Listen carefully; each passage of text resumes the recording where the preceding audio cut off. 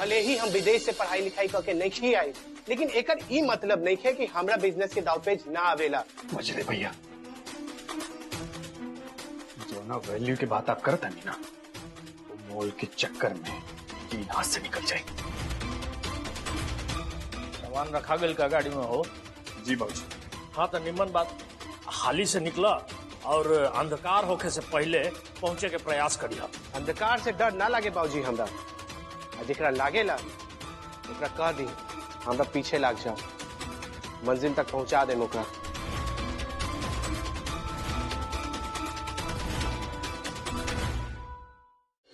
हमरा साथे एक घर में सौतेला व्यवहार काहे होखेला हर बार?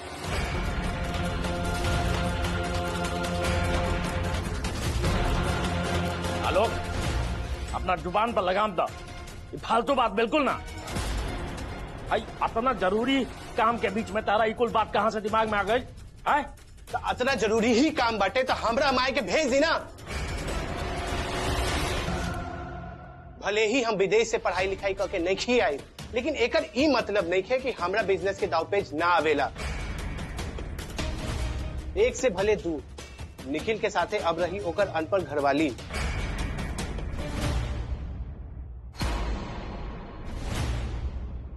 हम पति पत्नी पढ़ल लिखल, ओकर मूल अलग बा।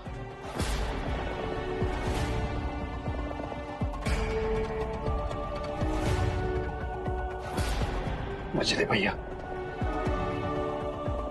जो ना वैल्यू की बात आप करता नहीं ना, मोल के चक्कर में 3 हाथ से निकल जाए।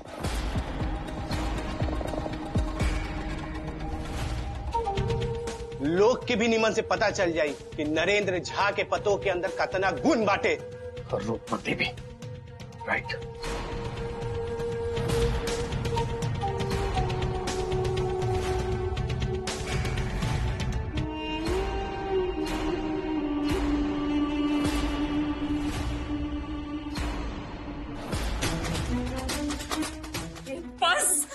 बस बहुत हो गई। बात बात में इस तरह से भिड़े के नया आदत कहां से सीख ले बड़ा तू लोग? और आप हमार बात के ध्यान से सुनी। दोनों के काहे नहीं के भेज के दोनों चल जाए अपन मेहरारू के संगे।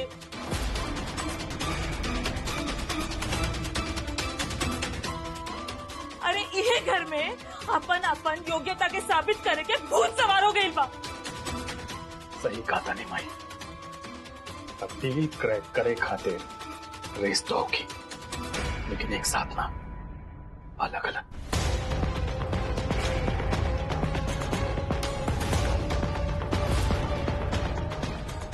हम ये चाहता नहीं सबके नीमन से पता चल जाए कि कितना पानी में बाटे। डील।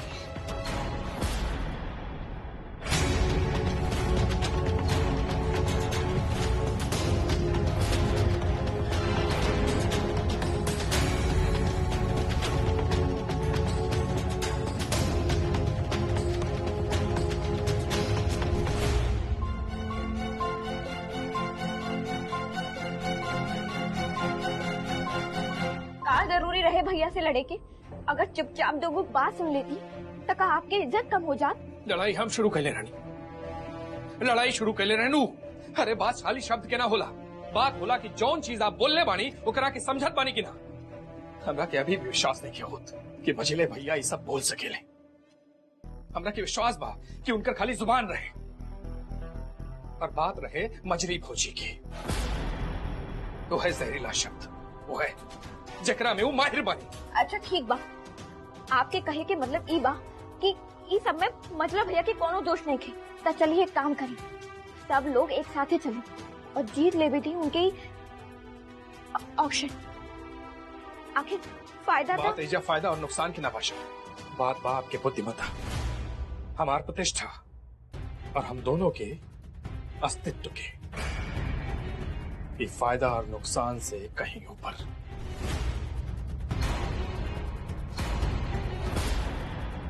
भाई और संबंध से भी ऊपर।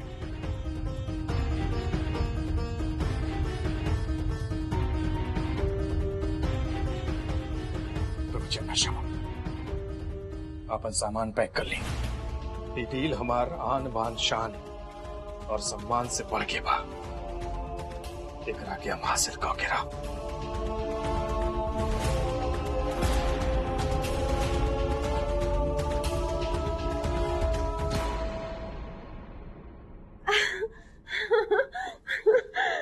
हमरा विश्वास नहीं के होता।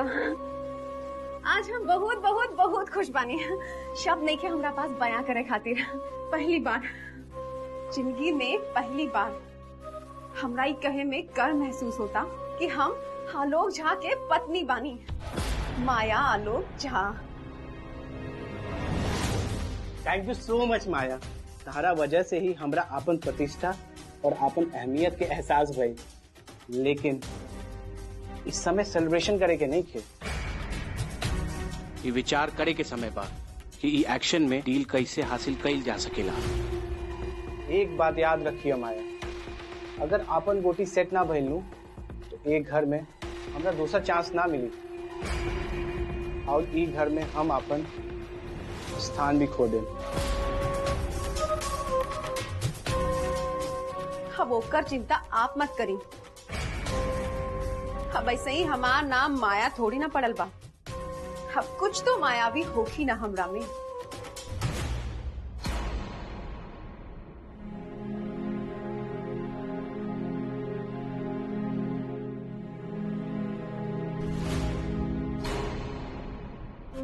अब काहे तार मुंह लटकल बा? भारी मुसीबत हो गई भाजी। भगवान जाने कब ई मुसीबत पीछा छोड़ी तहार। इतना नीमन घर, नीमन वर, पैसा कौड़ी, तब वो मुसीबत तहार पीछा नहीं के छोड़त। हमरा बुझाता तहार ग्रह गोचर ठीक नहीं खे। बतावा। पार्टी पार्टी बा हमार मुसीबत। न जाए की इच्छा बा और न मना करे के हिम्मत। अच्छा, ऐसन हिम्मत दिखावे के हिम्मत भी मत करिया तू बेवकूफ कहीं के। तू ये घर में रहे के लायक नहीं को। क्रिया खा के कहता नहीं हम। साथ के रहनी बाबूजी। हम ही घर का आपन घर वाला के लायक ही नहीं थे। अरे ई का?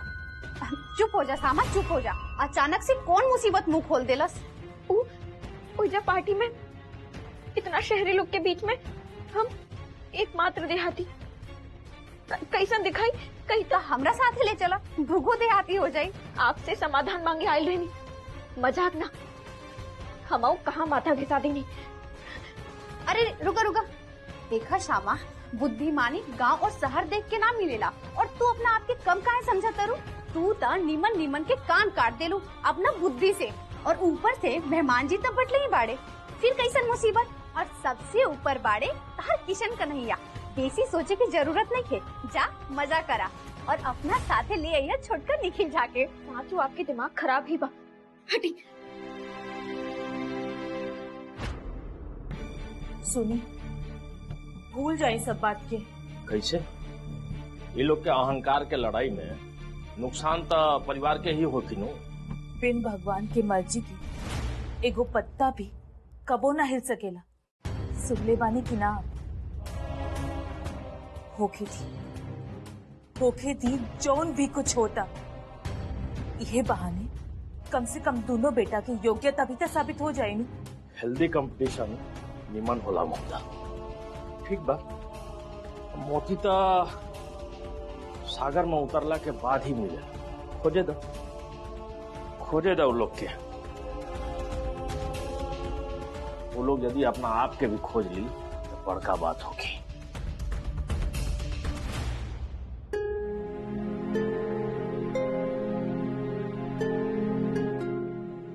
बाबूजी माफी चाहतानी। अगर ये लेके गई तो आपकी दीन और आपकी इज्जत दोनों भागलपुर में ही रह जाई।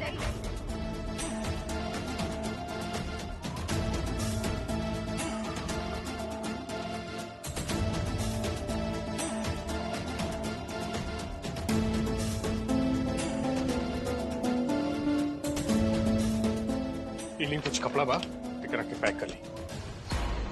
जहाँ इंसान के पहचान होकर कपड़ा से होला तो श्यामा निखिल झा काहे पीछे रही।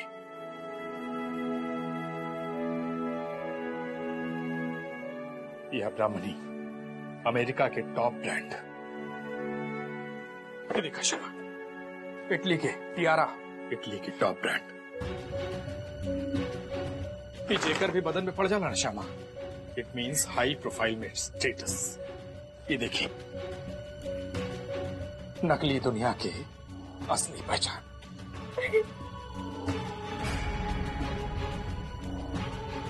श्यामा, का भाई श्यामा, पसंद ना आइल का? सब नापसंद के सवाल नहीं है। सवाल तो ई बा जेकर नाम भी हमरा मुंह से सही सही ना निकली, ओकरा अपन देह पर लाद कर कितना देर तक सांस लेवाई हमरा से। का ई संभव नहीं है कि हम जे बानी उहे बन के चली? श्यामा निखिल जहाँ के पहचान और रुतबा का भी कपड़ा के मोहताज बा। भीड़ के साथ कदम से कदम मिलावे से निम्नता ये रही कि हम अपन संस्कृति और पहचान लेके अकेले चली। जे बात लेके आपके हमरा ऊपर गर्व बा, एगो नीलामी के चक्कर में ओकरा कैसे नीलाम कर दी हम? I am sorry Shyama, I am sorry. हमरा की लागल की ये सब देख के आप खुश होगी। I am sorry. एगो खुशी के चक्कर में अपन संस्कृति बिसार देवे के नहीं सीख ले हम। सही कहा था श्यामा। हड़बड़ी के ब्याह में कनपट्टी पे सिंदूर जरूर लागेला।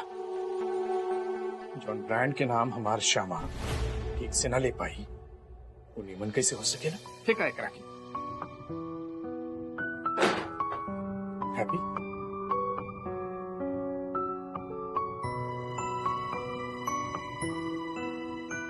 श्यामा, आप हमार मान बानी, आप हमार सम्मान बानी। आप जैसे भी बानी ना, हमरा के स्वीकार बानी। बिल्कुल भी बदले की जरूरत नहीं है। ऐसे ही नहीं आप, ऐसे ही।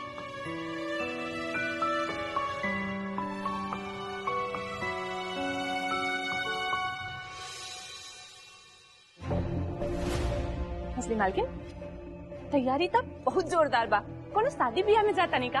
पहले तू ही सारा सामान ले जाके हमार कमरा में रखता। चला जा।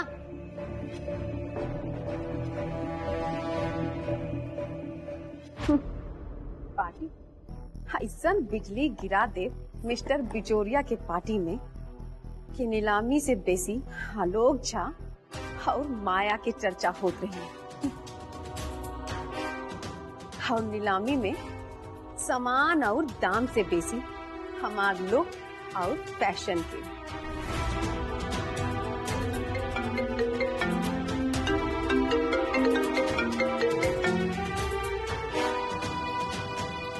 हाय पमिला, इतनी देर काहे लग गई फोन उठावे में?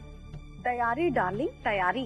अब मिस्टर बिजोरिया के पार्टी में जाए के बानू तो तैयारी की तो समय देवे के पड़ी नु। सवेरे से लेके सांझी तक जितना पहर बदली उतना ही कपड़ा भी बदली। हाँ की ना? वैसे से हम अभी शॉपिंग करके लौटा था। Oh great. वैसे कितना बजे निकले के बा? अब सजे के चक्कर में बजे के केकरा ख्याल बा पमिला। अच्छा माया, वो तो हर देहाती गवार गोटनी श्यामा भी जाती है का? अरे के कहले बा ओकरा ओखली में अपन माथा कुटा बेके? वैसे नीमन मनोरंजन के साधन भी आओ। लात के भूत बात से न मानेला। आ बेटा, पता लग जाई कितना धान में कितना चाव निकलेला। सब याद पानो जे कहले रानी, रत्ती भर भी टस मस ना होके के चाहिए। वैसे हमरा उम्मीद बा कि बेसी कुछ ना करे के पड़ी। काहे की बिलैया कितना देर रुकाई शेरनी के खाल में।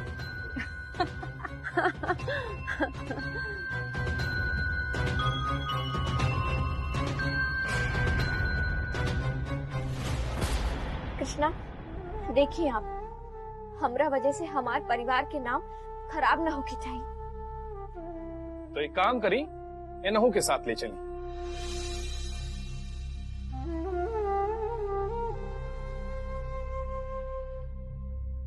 साजू, महारानी इनकरा के भी आराम करे दी, एकांत की जरूरत पड़ेला इन्हों के, बुझलू। अच्छा मतलब चले की पूरा तैयारी हो गई। अरे भौजी इतना नॉक करे की जरूरत नहीं थी, आई अंदर। इस शहरी लोग ना पागल कर दी हमरा। पहले तो कहत रहे आधे से पहले खटखटावे के चाहिए, और अब कहत रहे कि जरूरत नहीं खे। ओह जाए दो, मन में जाए के जतरा बन गई बा। चली अब हमू अपन बुरिया बिस्तर समेट लेता नहीं। अब मतलब भौजी बुरिया बिस्तर काहे? मेहमान जी अब हमार सेवा भइल समाप्त, तो हम एजा रह के का करब। और ऐसे एक बात तो कहे के पड़ी, आपके घर के खाना के जवाब नहीं खे। मजा आ गई हमरा।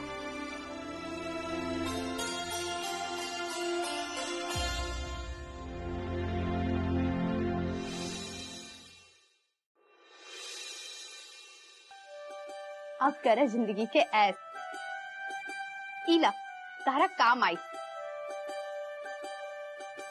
पहले पूछा का बाई? हिंदी से अंग्रेजी अनुवाद बा। गांव में किल्ले रहनी, और सबसे मजा के बात तो ई बा जे एके लिखले रहे वो खुदे अंग्रेजी में करिया अक्षर भैंस बराबर रहे। लेकिन तबो देखा नेज से अक्षर के फेट फेट के देखा किताब लिख देला। श्यामा आवश्यकता आविष्कार के जननी बा। ई किताब बा ओकर उदाहरण। अब ये अपना लगे रखा, काम दी तारा। चला अब हम चला तनी। Bye bye bye. भाऊजी आपन ख्याल रखी, निमन से जाए। ठीक बा।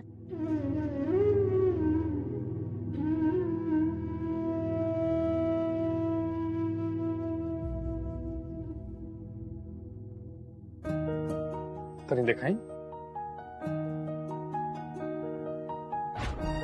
लिखे वाला करी अक्षर भैंस बराबर, और देवे वाला दिए बैल। श्यामा ये कहानी सुन के ना मछली भी तालाब में डूब के मर जाई।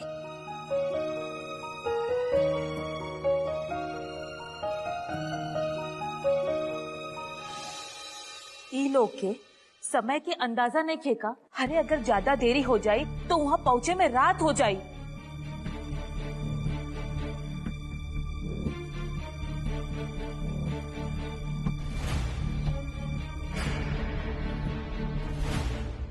समय के अंदाजा और काम की अहमियत दोनों को तब माई।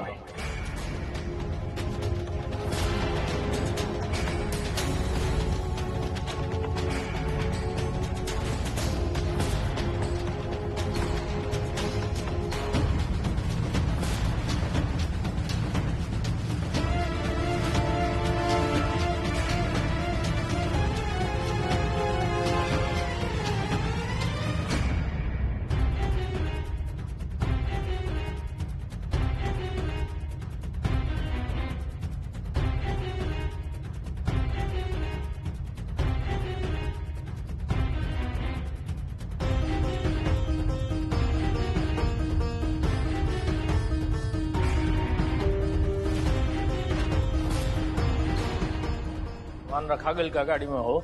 जी बाबूजी।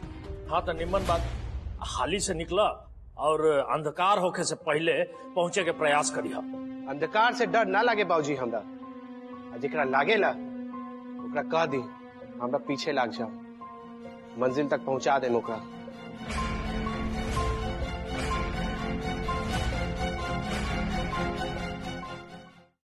मंजिल की चिंता वो करे जकरा के कबो मंजिल के दर्शन न पाइल बा। फ्री में वो ज्ञान देता नहीं कि मंजिल तक पहुंचे खातिर रास्ता के ज्ञान हो कब जरूरी बा। जेकर ज्ञान के दरवाजा ही बंद बा वो मंजिल तक पहुंची कैसे? गूगल मैप ना तो मंजिल पीछे छूट जाए।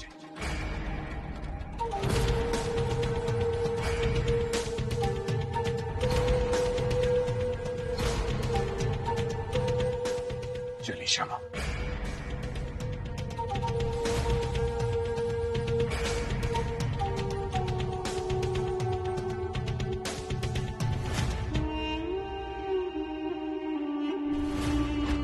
अब आप आपके दही चीनी की इंतजार बाका। चली हाली से।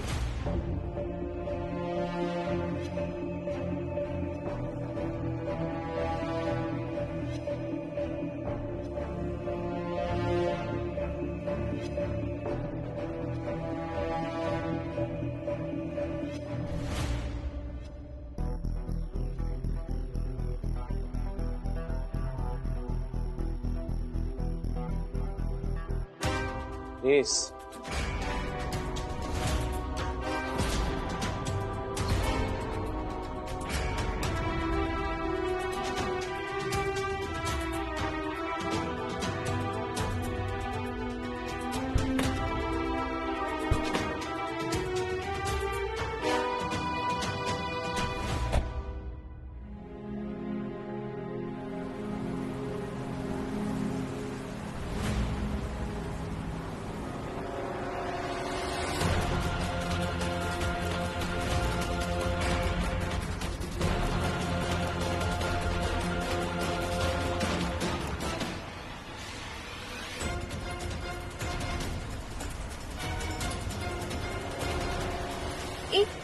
मजरा भैया कौन रास्ता पकड़ ले?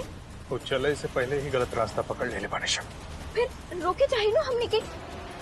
चली फोन लगाई उनके और कहीं अपन पीछे आवे खाते और रास्ता बताई उनके। रास्ता भूलल के बतावल जला शमा, भटकल के ना।